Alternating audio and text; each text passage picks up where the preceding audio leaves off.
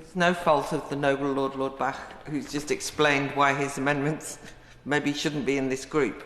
But I'm not going to talk about what he's just said. I wanted to go back to the purpose of this group, which is to discuss the purpose of prison. And I just wanted to make a couple of quick points, which is that I think one of the problems I've had with the whole of this bill is that the issues of sentencing were originally motivated and framed by the Ministry of Justice as necessary because of an overcrowding crisis. And we were told that we had to reduce sentences or let people out early from sentences because there was too many prisoners in prison and there wasn't enough prisons built and it was all the previous government's fault and all of that argument that went on. But that in a way has felt far too pragmatic to me in terms of discussing the very serious issue of who you put in prison and why and what the purpose of prison is, which I think this small group has indicated that there's an appetite for that kind of discussion. And it is one of the reasons why I was particularly pleased to see the Right Reverend Prelate's email, the Bishop of Gloucester's amendment tabled and supported by the noble Lord Moylan, because I think that we heard from the noble Lord Marks of Henley-on-Thames in the earlier group, where he basically kind of set aside what we were discussing in Group 2 to say, by the way, we in these benches think that too many people are sent to prison for too long, that prison is generally terrible, and it leads to all these bad results. I'm sorry, that's a caricature, and I'm making the point that that's a debate that one can have, but it's just that this sentencing bill was set up as a how can we reduce the number of people in prison because there's too many prisons, and I think it's myself allowed something of a muddle in some of the discussions that have gone on, and I think that's why I've got reservations about it. I then would like to say that I think that the amendments by the Baroness Neville, Noble Baroness Neville Rolfe on purposeful activity are very important, because I think it does matter what prison is for, that it should be considered all the time. And by the way, we should remove from ourselves this notion that prison is always a horrendous situation. It is not meant to be a holiday camp on the one hand, but it is also the case that it is not meant to be something that is so horrendous that we say we can't send anyone there, which is effectively what we've done. We basically said it's so awful, so sort of drowning in, criminal activity, ethnic minority gangs of all ethnicities ganging up against each other, ideological coercion going on. We hear about all the time in terms of Islamism. The fact that people are self-harming is so grim. If you read the Chief Inspector's reports, you would actually think never send anyone there.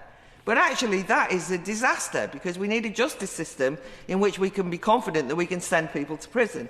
And whilst they're in prison, I think purposeful activity then becomes very important. I actually think that it's a mistake to imagine that purposeful activity and education and training and so on are not happening because of overcrowding. Because actually, since I've been interested in this issue, it haven't always been consistently happening in all prisons that have not been because of overcrowding or too many prisoners or all of these issues. I think that becomes a cop-out. And so therefore I was very pleased to see these amendments, because they try and say, you've got to do this. It's part of what a prison's job is to do.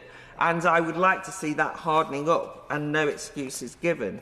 The only thing I did want to slightly challenge, by the way, is that purposeful activity isn't always practical skills, accredited training, and you can kind of go off and work in a practical job. I mean, I think purposeful activity can be, would you believe it, of the mind and in prison. I mean, the work that I've done is with debating competitions in prisons.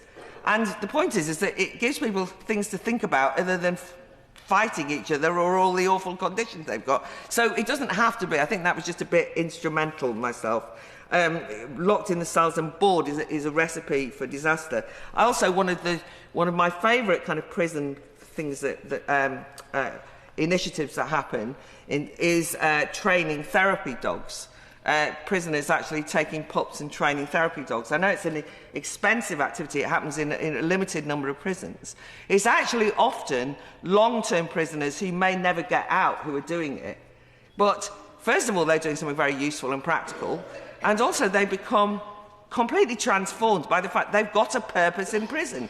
And they spend all of their time thinking about how they can rear the dogs, train them, get them ready, writing to the people they get sent to afterwards to see how they're getting on, all of these things. And some of them are in for life, right? But who cares? That is, it seems to me, a humane and useful, purposeful activity that doesn't necessarily mean that they're going to go and work, no disrespect, in Timpsons. There is more to life, is the point I'm making. I do want people to be trained to get jobs, but I don't think purposeful activity should be narrowly confined to only that. In other words, to conclude, we need a proper debate in this country about the purpose of prisons. We should not allow the state of our prisons to mean that we then start saying we're not going to send anyone to prison, because that is absolutely disastrous for justice and for public protection. But also, I think the state should get over its incompetence and sort things out. And thirdly, I think that this sentencing bill has relied far too much on the problems of too many people in prison to then be seriously trusted in making decisions about what sentences people should get based on justice rather than based on pragmatism, which I think is a mistake.